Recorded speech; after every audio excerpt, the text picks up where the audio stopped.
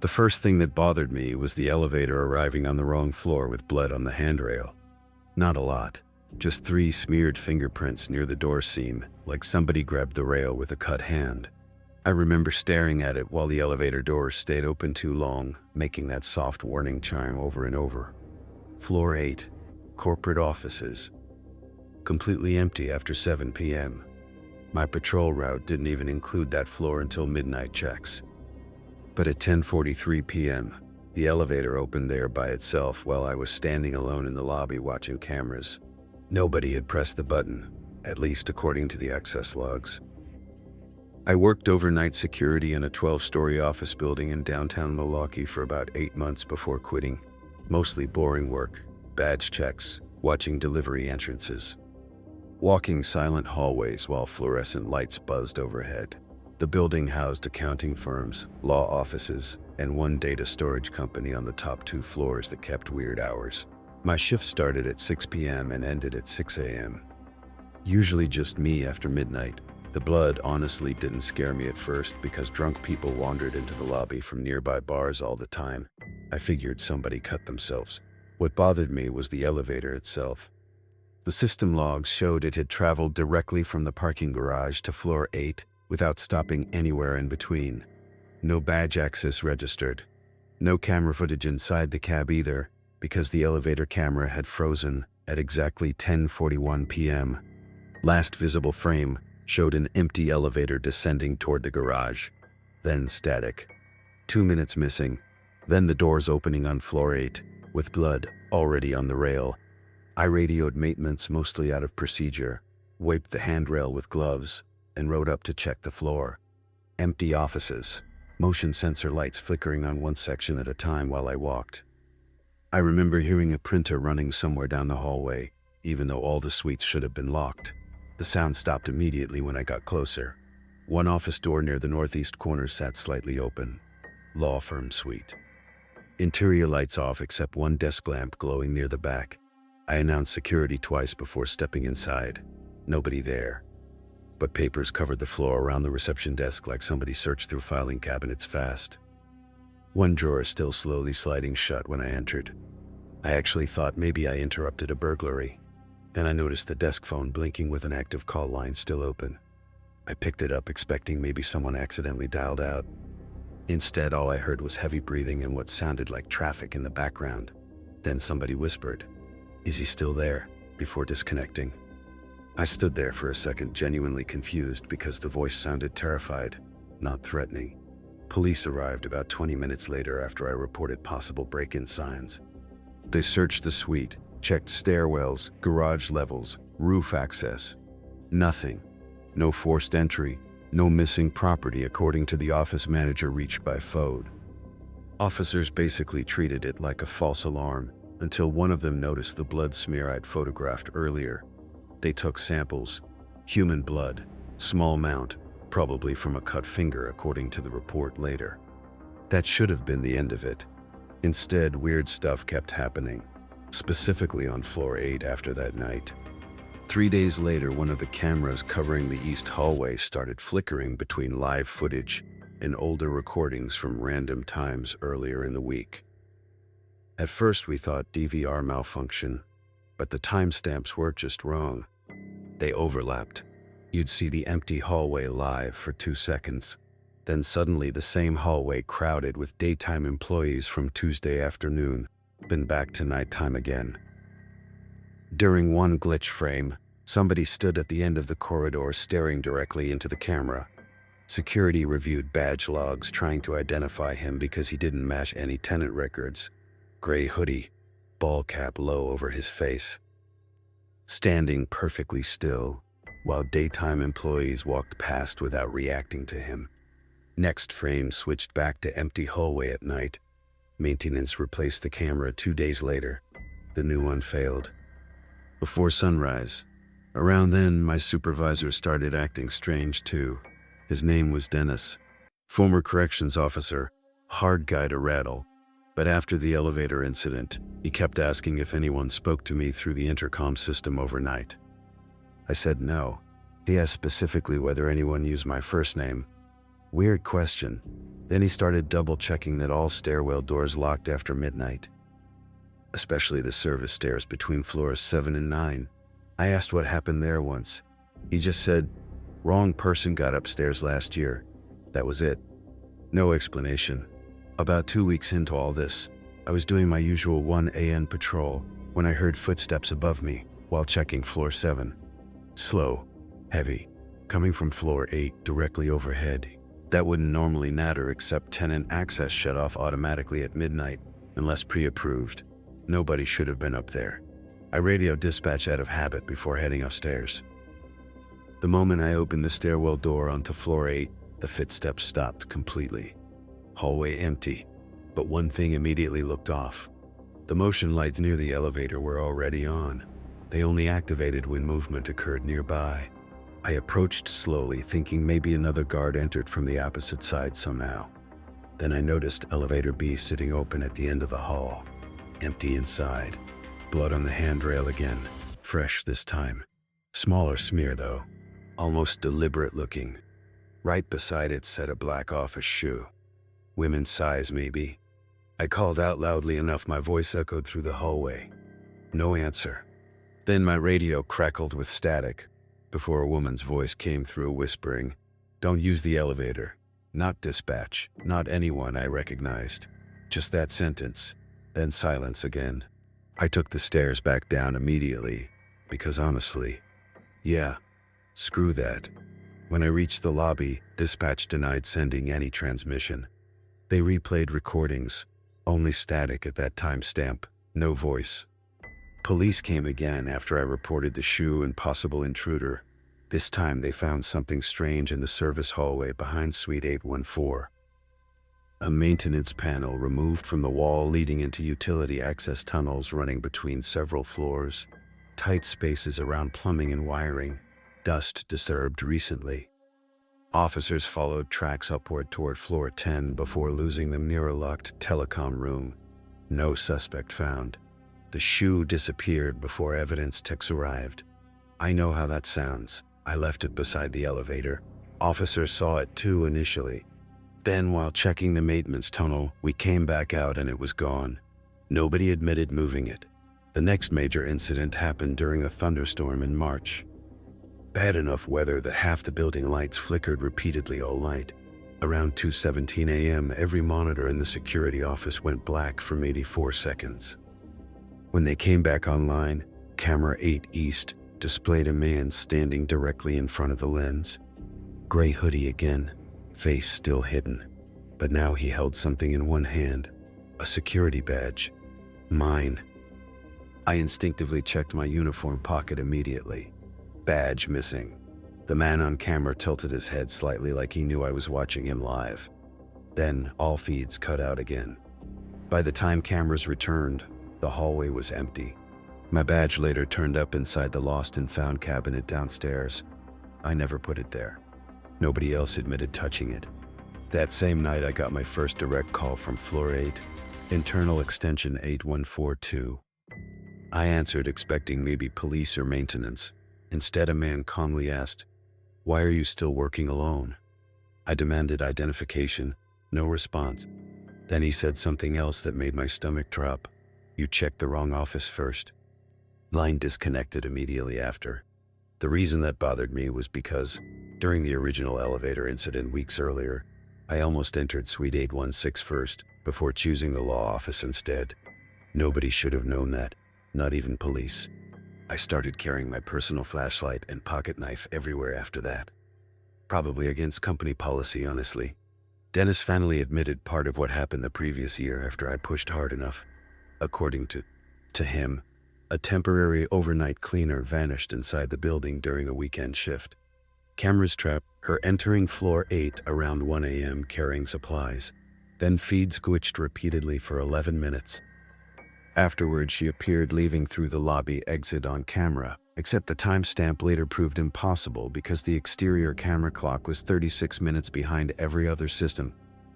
Nobody actually confirmed she exited the building at all. Her car stayed in the garage until Monday morning. Police eventually treated it as voluntary disappearance because she had financial problems and pending warrants. But Dennis clearly didn't believe that. Neither did I after hearing it. Things got worse once I started noticing the elevators behaving strangely every night after 2 a.m. Sometimes they'd arrive at random floors without calls logged. Sometimes one would sit parked on floor 8 with doors open for several minutes. Twice I found wet footprints leading from elevator B toward the service corridor despite dry weather outside. One night I heard somebody running upstairs while I stood in the lobby, but cameras showed empty hallways everywhere. Then came the incident that finally made me quit. April 11th, Friday night, busy bars outside. Storm clouds rolling in again around midnight. At approximately 1:48 a.m., a silent alarm triggered from the data storage company on floor 11. Unauthorized access near server room corridor. I grabbed the master keys and headed up expecting maybe employee error. Elevator stopped unexpectedly on floor 8 during the ride. Doors opened halfway, then froze. Dark hallway outside, no lights active. I hit the close button repeatedly, but nothing happened. Then I heard footsteps approaching slowly from somewhere beyond the darkness. Not rushing, calm, one foot dragging slightly every few steps. I radioed dispatch, only static answered. The footsteps kept getting closer. I pulled my flashlight and pointed it into the hallway, just as the motion sensors finally triggered. Lights flicked on section by section down the corridor.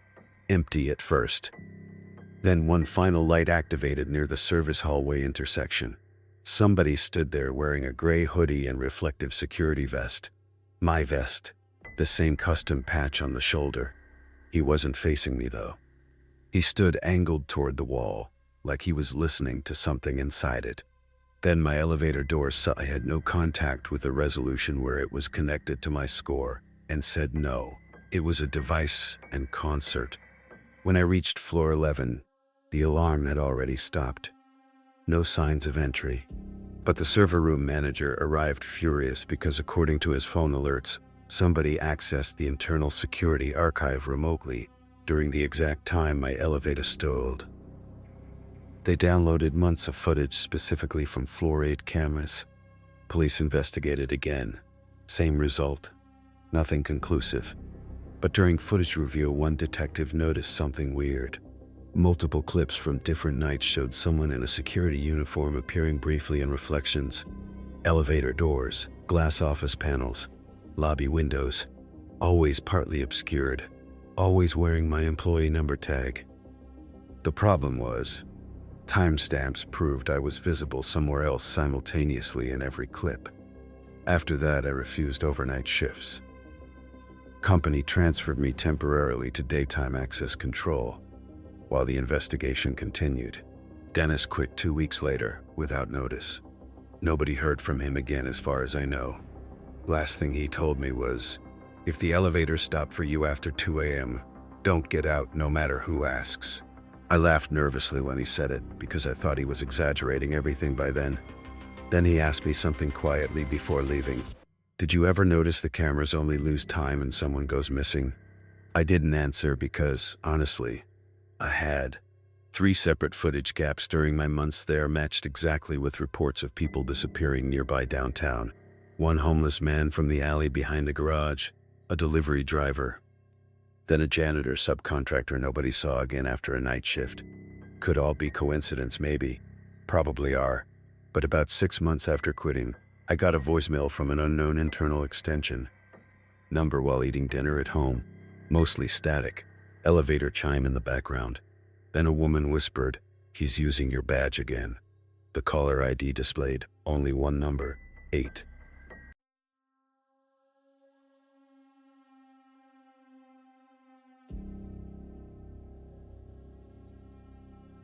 The emergency exit alarm started screaming at exactly 2:14 a.m. But when I checked the camera feed, the door was still closed. That's what made me get up.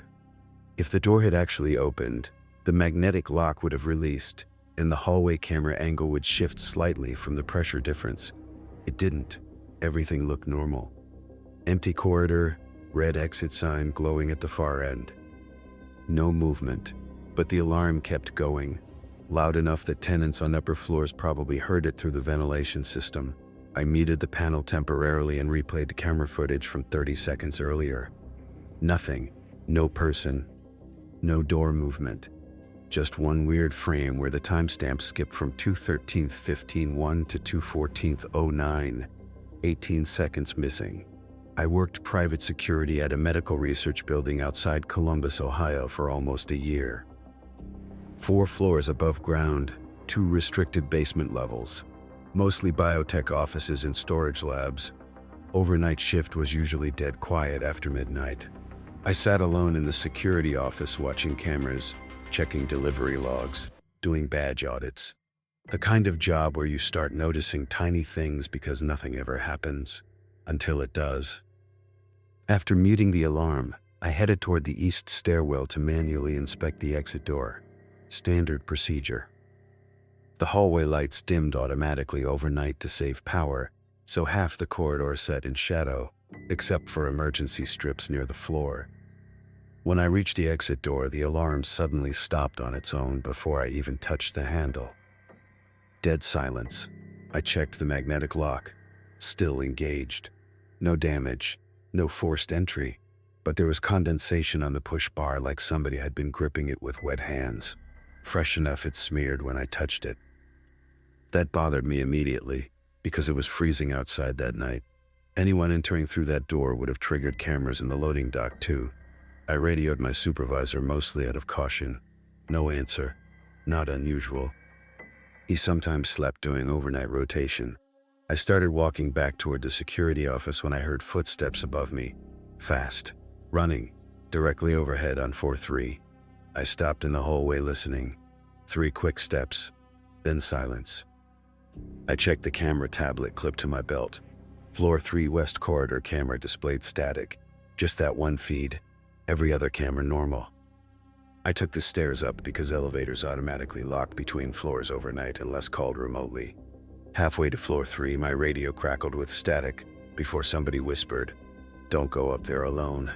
Not my supervisor. Different voice entirely. Male, calm, then silence again. I actually froze on the stairs for a second because whoever spoke knew exactly where I was. I asked dispatch to repeat the transmission. No response. The building didn't even have active dispatch overnight. Just me and occasional remote monitoring from another state. When I reached floor 3, the lights were already on in the west corridor. They shouldn't have been. Motion sensors activated them only when movement occurred. Hallway looked empty at first. Long glass research offices lining both sides. Reflections everywhere. Then I noticed one office door standing open near the far end. Lab 3B, restricted area. I knew it was supposed to stay locked because the tenant company stored temperature-sensitive samples inside. As I approached, I realized the keypad beside the door displayed the wrong time. Every keypad in the building synced automatically with the central server. This one showed 1:42 a.m. instead of 2:18. I remember that detail because it immediately made me check my own watch.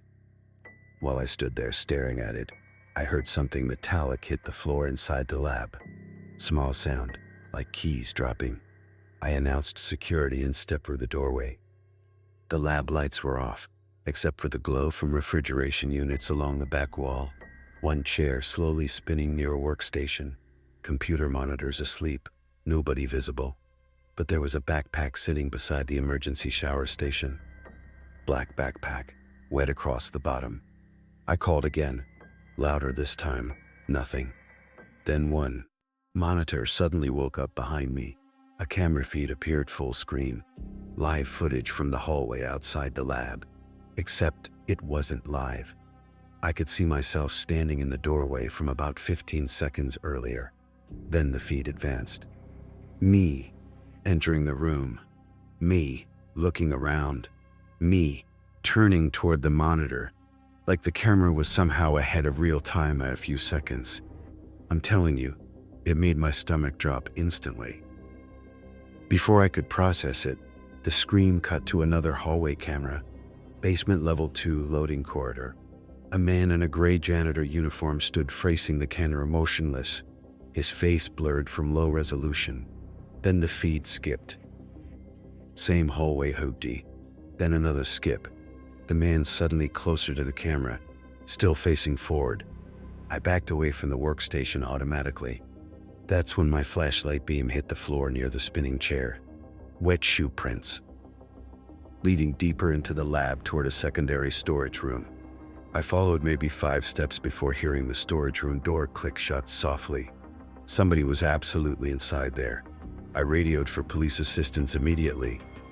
While waiting, I kept my distance from the storage room entrance. My heart was pounding hard enough I could hear it in my ears. Then, my radio buzzed again with static before a woman's voice whispered, "He's not in the room anymore." I swung around instantly, thinking somebody stood behind me. Nobody there. The storage room door remained closed. Then slowly, very slowly, the door handle started turning from the inside. I backed toward the hallway. The handle stopped halfway. Silence. Police arrived within 11 minutes. 2 officers searched the lab and storage room. Empty. No signs of forced entry. But the storage room contained one strange thing none of us could explain. A folding chair positioned directly beneath an air vent in the ceiling. Dust disturbed around it recently. Above the vent sat a removable panel leading into maintenance crawl space access between floors. Officers checked it. Narrow utility passage running across sections of floor 3 and basement stairwells. They found fresh, muddy shoe prints heading downward toward basement level 2. No suspect located. While police searched, I reviewed camera archives trying to identify the janitor uniform guy. Except the footage from the workstation monitor wasn't stored anywhere in the system. Basement camera logs showed no movement all night. The only abnormality was another timestamp gap. Exactly 18 missing seconds again. Same as the emergency exit alarm earlier. That pattern kept happening over the next month. Always 18 seconds missing during weird incidents. Sometimes cameras skipped ahead. Sometimes door logs failed. Sometimes entire hallways briefly disappeared from the security monitors before returning. Then employees started reporting strange things too. Office doors unlocked after hours. Missing access badges reappearing in wrong departments. Lights turning on in vacant labs overnight. One researcher swore she heard somebody breathing inside a sealed cold storage room before finding the door already open. Building management blamed electrical problems. IT blamed server sync issues. Nobody believed each other. Around then I started noticing the janitor. Not clearly, just glimpses, reflection in glass office doors. Figure crossing hallways right before cameras glitched. Once I saw him directly through the lobby entrance around 3 a.m. pushing a cleaning cart toward the elevators. I followed immediately. By the time I reached the lobby, nobody was there. But one elevator sat open, waiting on floor 1. Inside rested a wet yellow caution sign. No cart, no person, nothing else. I checked contractor records next day. No overnight janitorial staff scheduled that week. Things escalated after a pharmaceutical company rented temporary storage space in basement level 2. More deliveries, more restricted access, more overnight activity. One night around 1:50 a.m., a refrigerated truck arrived unexpectedly without authorization paperwork. Driver claimed dispatch-approved emergency sample transfer, rushing under reflective vest. He acted irritated when I delayed opening the loading gate, kept checking the clock on the dashboard. I called management for confirmation. No answer. While waiting, I noticed something weird. The truck company logo looked magnetic, slightly crooked at the edges like removable signage. The driver caught me staring and immediately shut off the interior light. Then he smiled, not threatening exactly, just wrong somehow. He said, "You're new." I told him no, almost a year there. He kept smiling, not compared to the others. That sentence stuck with me, because he said it casually, like continuing an earlier conversation I wasn't part of. Eventually, management confirmed no scheduled delivery. When I returned outside with another guard from patrol backup, the truck was gone. Security footage later showed the vehicle entering the underground dock at 1:47 a.m., but never exiting. Cameras covering the outbound lane skipped forward 18 seconds exactly when the truck should have reappeared. We searched the entire garage. Nothing. No truck, no tire tracks, even though snow covered the ramp outside. After that, corporate installed temporary remote monitoring and ordered double patrols. Didn't help.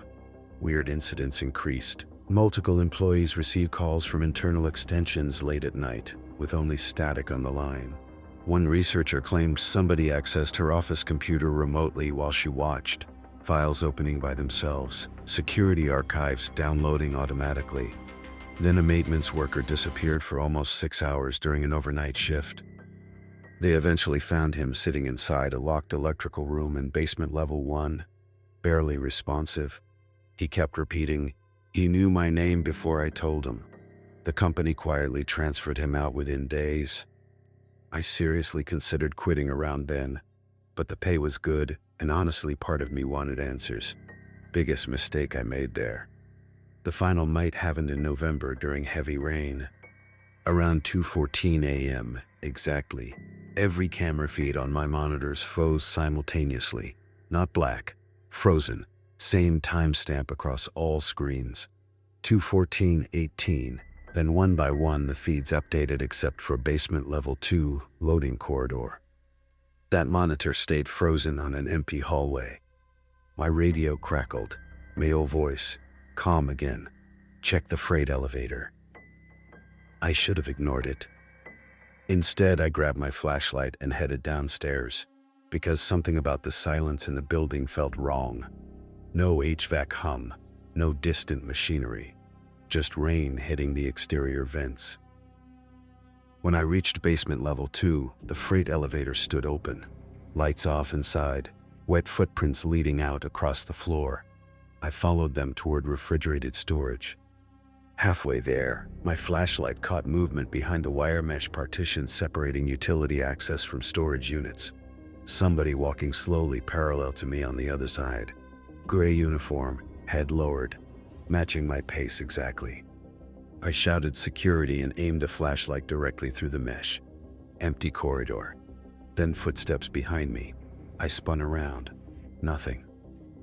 But the freight elevator doors were closing now, even though nobody stood near them. Right before they shut completely, I saw something taped inside the elevator wall. A security badge. Mine.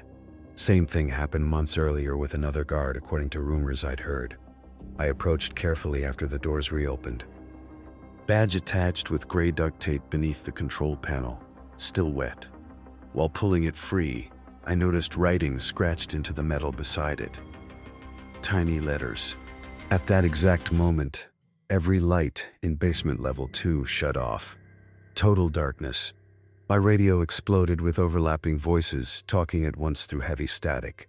Different people, men and women, some crying, some whispering numbers. Then one clear sentence cut through all of it. "He's under the floor." I ran. I don't even mind admitting that. I ran blindly toward the stairwell while something metallic slammed repeatedly somewhere behind the storage units. Not footsteps, louder, like heavy doors hitting concrete. Police searched the building for 6 hours afterward. No suspect found, but they did uncover something hidden beneath the old refrigerated storage wing during follow-up construction work weeks later. An unused maintenance corridor sealed decades earlier. After flood damage, inside they found stolen access badges, employee radios, uniforms from multiple contractors, and security logs dating back almost 9 years. Names circled repeatedly in red marker. Most belonged to former overnight staff who quit suddenly. 2 names belonged to missing persons connected to the building. Mine was written there too.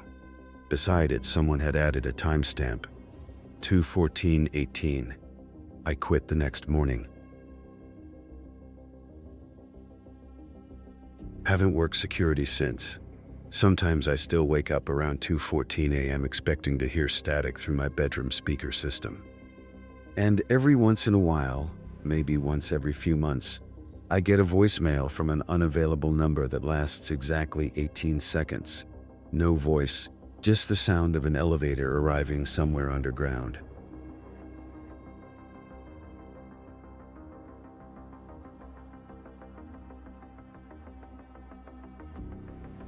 The crying started before the phone rang. That's the part I still replay in my head because for maybe 10 seconds I genuinely thought the sound was coming from inside the security office with me. Soft crying, female, Not loud either. Just enough to barely hear over the hum of the monitors and the vending machine down the hall.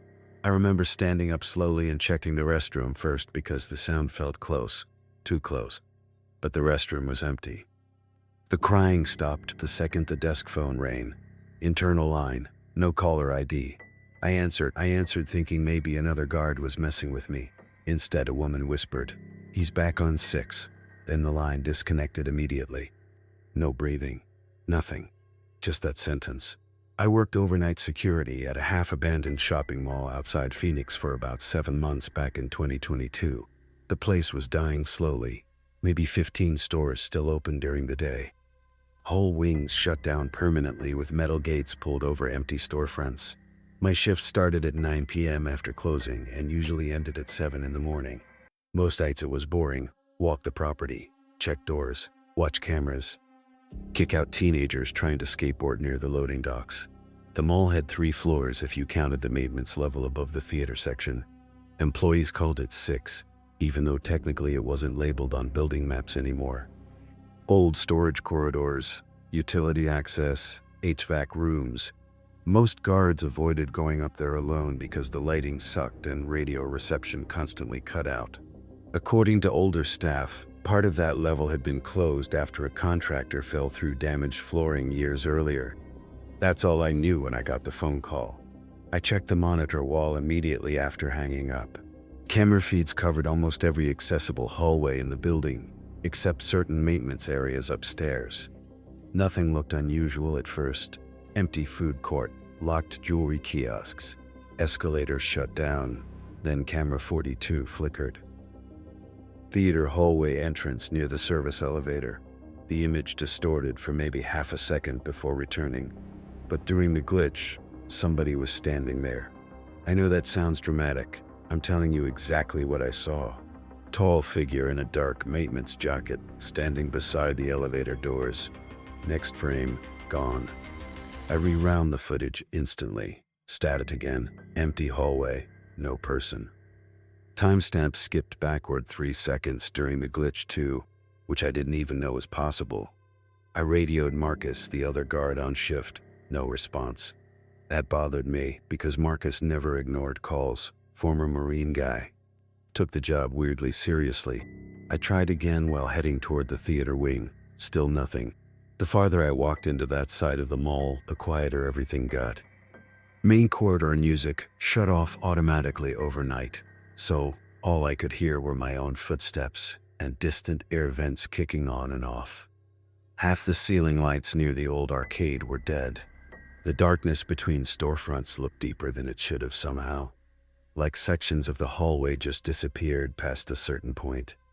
I reached the theater entrance around 1:20 a.m. Service elevator doors closed, no sign of anyone nearby. But sitting directly in front of the elevator was a janitor bucket filled with dark water. One mop handle leaning against it, water still dripping onto the tile floor.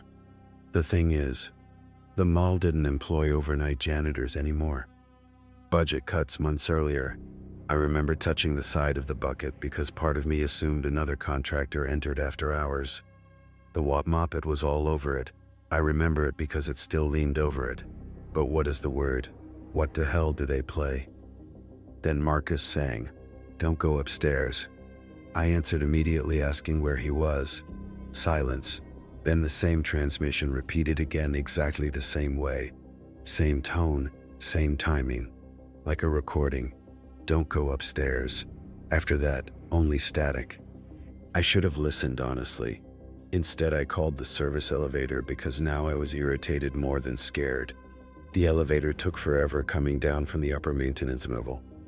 I could hear it moving above me through the shaft before the doors finally opened.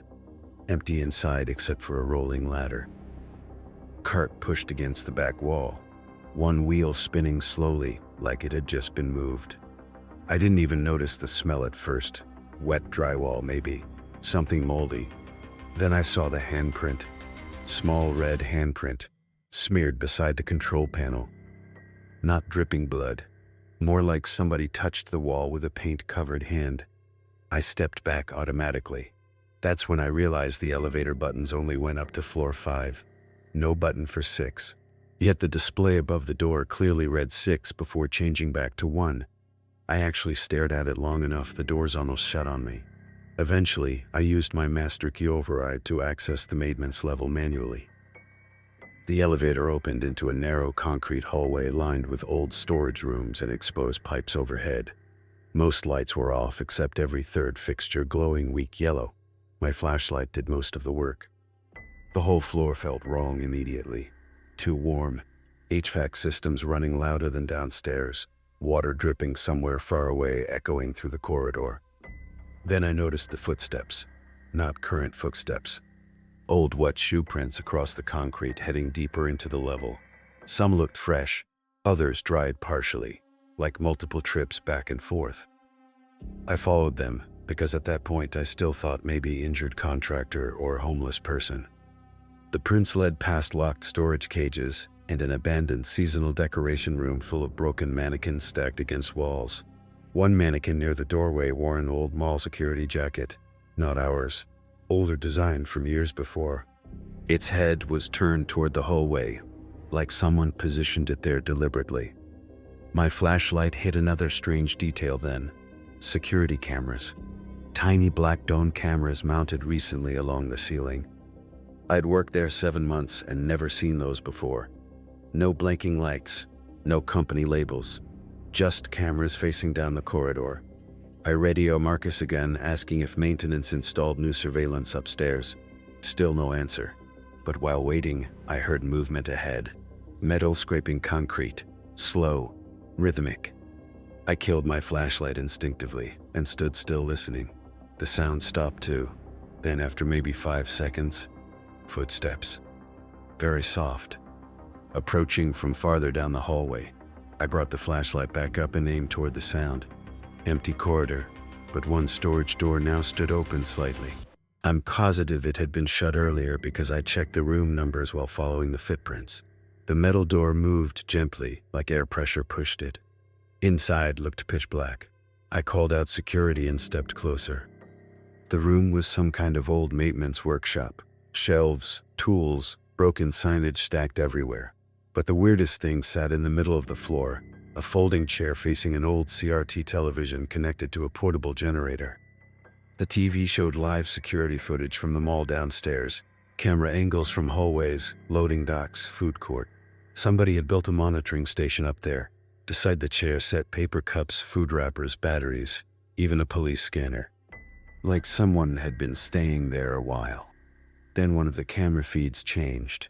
It showed me standing inside the workshop from an angle near the ceiling. I looked up immediately, tiny camera mounted above the doorway. While staring at the monitor, I noticed another figure standing behind me in the live feed. Tall man in dark maintenance clothes, face obscured. I spun around instantly. Nobody there. When I looked back at the TV, the figure was gone. I left that room immediately and called 911 from my cell instead of the radio. While explaining the situation quietly, I heard something clang farther down the hallway. Then another sound, crying again. Same woman from earlier, closer this time. Somewhere beyond the utility corridor intersection. The dispatcher asked if I could identify the source.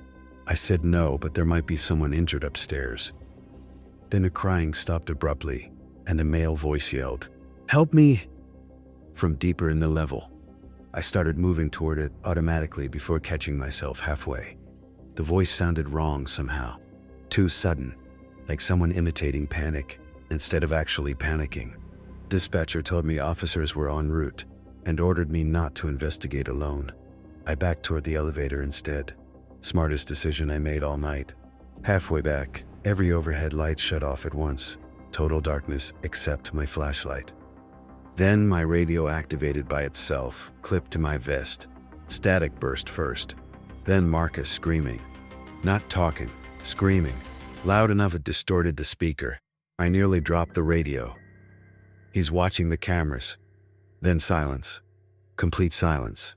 I ran after that, no point pretending otherwise. While moving back toward the elevator corridor, my flashlight beam caught movement crossing ahead between the storage cages. Fast, human-sized. I shouted for them to stop. Instead, I heard running footsteps circling somewhere beyond the walls beside me. Then another flashlight turned on farther down the hall. Somebody else up there with me. White beam moving slowly. Not police. Too early. The beam paused directly on me from the far end of the corridor. Whoever held it didn't move for several seconds. Then my own flashlight flickered once and died completely. The backup emergency strips along the floor barely illuminated anything. I could still see the other person's flashlight though, slowly approaching now. Calm pace. I pulled my baton mostly out of panic and started backing away. That's when the service elevator dinged behind me, doors opening. Empty inside except for Marcus's radio lying on the floor. I grabbed it immediately and hit the close button repeatedly. Just before the door shut, the approaching flashlight stopped, maybe 20 feet away. I couldn't see the person clearly. Only outline, tall, wearing dark clothing, one arm hanging strangely low. Then the elevator doors closed completely and started descending. That part messed me up almost more than everything else, because according to him, he never left the office all night. Said his radio battery died around midnight, and he'd been reviewing loading dock footage when I called 911. He swore he never warned me not to go upstairs, never screamed through the radio. Police searched the maintenance level for nearly 3 hours. They found the workshop with the television monitors exactly where I described.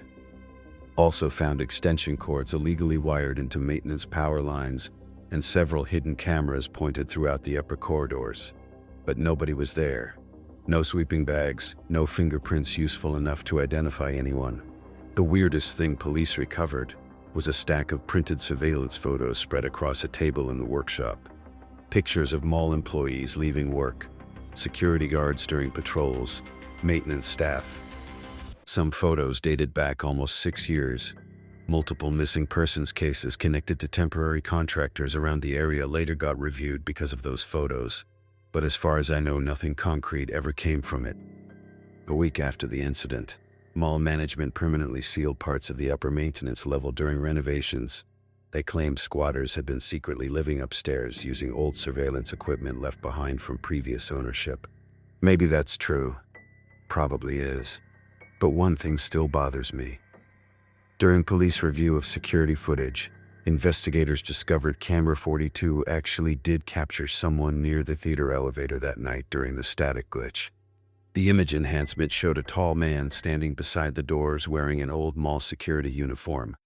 The patch on the shoulder matched a company that lost its contract there in 2014 after one of their guards disappeared during overnight patrol.